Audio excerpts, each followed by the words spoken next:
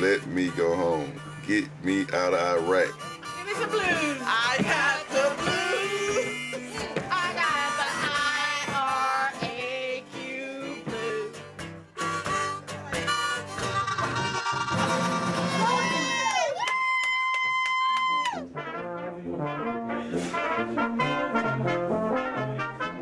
We're spreading Christmas cheer. We've got our big dinner going on here. It's freaking delicious. We've got a table set for the 12 people that were killed with their pictures. There's like a melancholy that sets in around Christmas time, but everybody seems to be making the best of it. And all the things that we're doing help.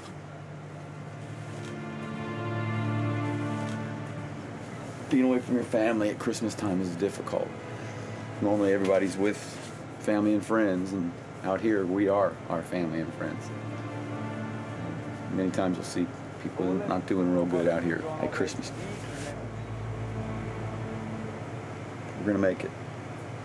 By God's grace, we're gonna make it.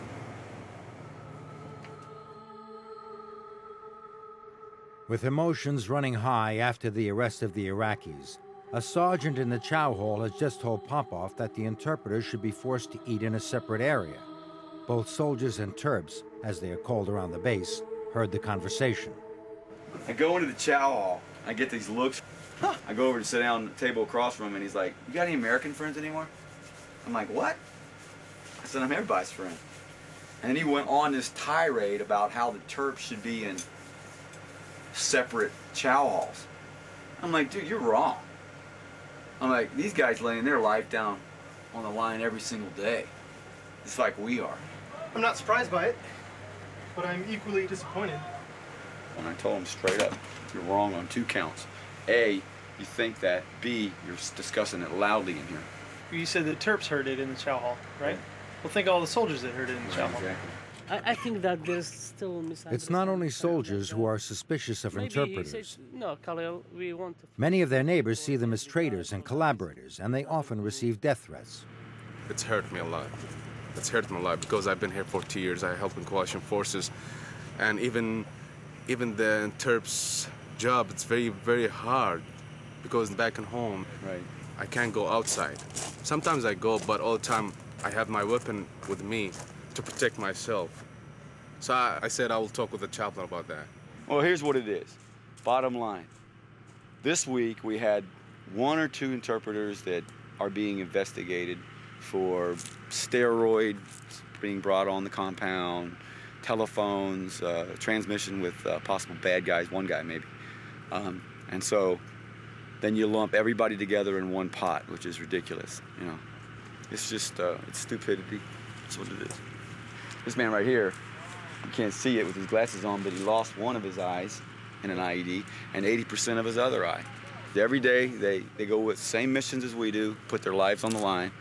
This is the kind of mentality and that's one reason why chaplains are here, because everybody asks the question, where was the chaplain in Abu Ghraib when people were being mistreated?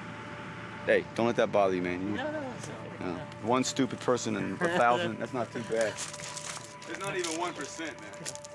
We got to put a certain amount of trust in the people we work with. It is incredibly difficult to do, especially for a young soldier who is trying to survive.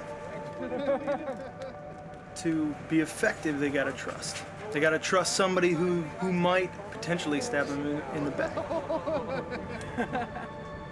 If we separate ourselves completely from our interpreters and our local national support, we are oil and water out here. We are completely ineffective.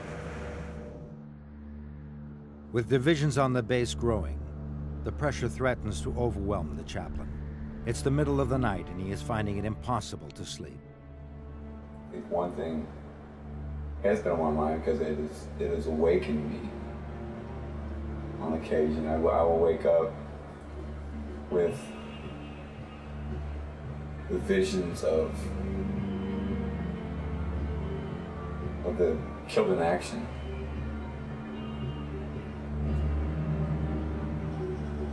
I'll see Lockley or Kincaid's face. Huffman Castro, Mokri. Of course, if you go days in a row without any sleep, you start feeling like everything around you is kind of surreal. Like you're not really there, you're kind of outside your body. It's not a good thing, you know?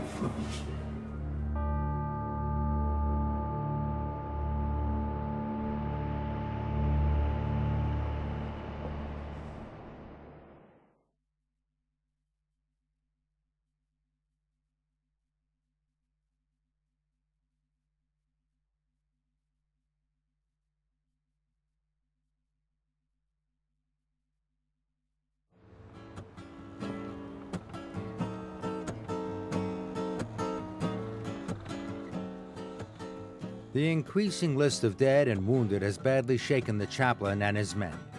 The Wolfhounds have just passed the halfway point of their deployment. Now it's the prospect of going home that keeps them going. 6 months behind us, I'm getting real happy. It's a good thing. And if you made it halfway through, you know, you've got less than that now. So I want to encourage you not to hang up your heart tonight. But later tonight, the president is announcing a new policy for the war. Some Wolfhounds, worried that this will affect their deployment, stay up till 4 in the morning to find out what's in store for them. I've committed more than 20,000 additional American troops to Iraq. The new strategy would help us succeed in the fight against terror. In these dangerous times, the United States is blessed to have extraordinary and selfless men and women willing to step forward and defend us.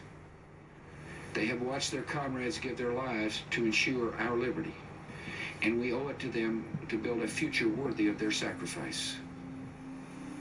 Let me be clear. We must expect more Iraqi and American casualties. The question is whether our new strategy will bring us closer to success. I believe that it will. This new surge strategy means that more than 20,000 new troops will be deployed in Iraq, and some battalions already fighting there will not be going home at the end of their one-year tour of duty. The Wolfhounds could be staying on in Iraq.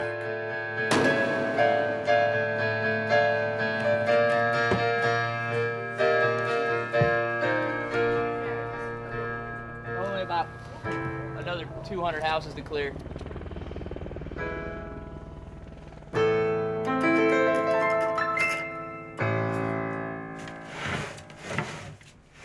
So I went to bed, couldn't fall asleep, fell asleep, finally woke up 1:30, 2:30, 3:30, 4:30, and around 5:20 I thought, well, just get up. A little bit of tidying up now. I like to keep my place clean because it helps me mentally. When it gets trashed out, then it has tendency to make me feel trashed out too, so. I'm not sure what the sleep disturbance is coming from, but I'm not the only one having it. A lot on our minds, a lot of casualties.